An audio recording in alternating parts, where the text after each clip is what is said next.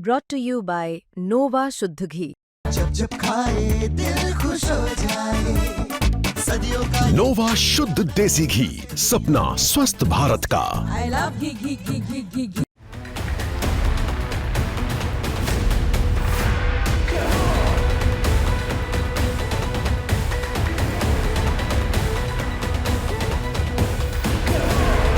एक तरफ रूस के राष्ट्रपति व्लादिमीर पुतिन भारत पहुंचे थे और दूसरी तरफ पूरी दुनिया की निगाहें दिल्ली पर टिकी हुई थी। लेकिन इन्हीं सब के बीच पाकिस्तान ने फिर अपनी औकात दिखाते हुए अरुणाचल प्रदेश पर जहर उगल दिया। जब भारत चीन के बीच तनाव को कम करने की कोशिश चल रही थी, तभी पाकिस्तान कूद पड़ा और चीन की गोद में बैठकर बयानबाजी शुरू कर दी। पर बड़ा सवाल यह है कि आखिर पाकिस्तान को भारत और चीन के बीच के मुद्दे में बोलने की जरूरत क्यों पड़ी और क्यों ठीक उसी समय जब पुतिन भारत में थे।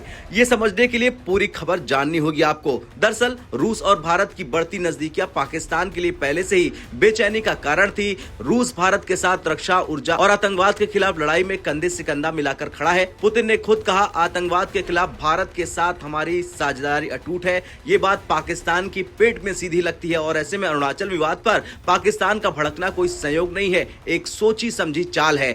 चीन ने हाल ही में फिर से अरुणाचल पर अपना पुराना प्रोपेगेंडा चलाया और पाकिस्तान तुरंत चीनी बयान को सपोर्ट करने मैदान में कूद पड़ा। पाकिस्तान के विदेश मंत्रालय ने कहा कि हम चीन की संप्रभुता और क्षेत्रीय अखंडता का समर्थन करते हैं, यानी साफ साफ अरुणाचल पर चीन की लाइन को आगे बढ़ाया गया। भारत के खिलाफ ये पाकिस्तान की पुरानी आदत है, चीन का दामन पकड़कर बयानबाजी करना। अब पाकिस्तान ऐसा क्यों कर रहा, इसके कारण समझिए। सिर्फ एक कारण नहीं है, कटोरा लेकर भीख मांगने वाला पाकिस्तान चीन पर पूरी तरह से निर्भर है। सालों से कर्ज, आर्थिक मदद, सैन्य सपोर्ट, अंतर्राष्ट्रीय मंचों पर बवाल, सब कुछ चीन से ही मिलता है और बदले में पाकिस्तान भारत खिलाफ चीन की भाषा बोलता है, चाहे मामला उसका हो या फिर ना हो। अब दरअसल बवाल तब शुरू हुआ जब चीन ने एयरपोर्ट पर अरुणाचल प्रदेश की एक भारतीय महिला को डिटेन किया और उसके साथ बदसलूकी की। भारत ने इस पर बहुत सख्त प्रतिक्रिया दी और साफ कहा, अरुणाचल भारत का अविभाज्य अंग है, अभिन्न अंग है। चीन की झूठी बातें जमीन पर मौजूद सच्चाई नहीं बदल सकती है।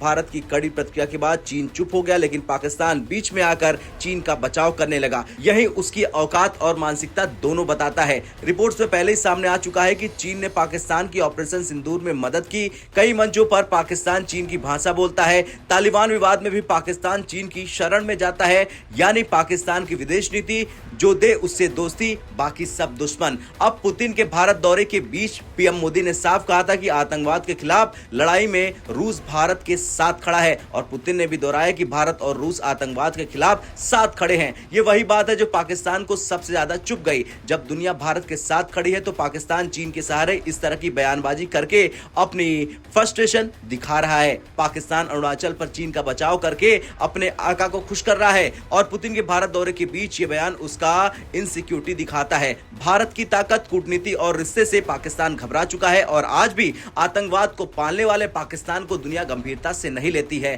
खैर, कुल मिलाकर भारत अपनी जगह पर मजबूत है। चीन का प्रोपेगेंडा बार बार फेल हुआ और पाकिस्तान सिर्फ चीयर लीडर की भूमिका निभा रहा है।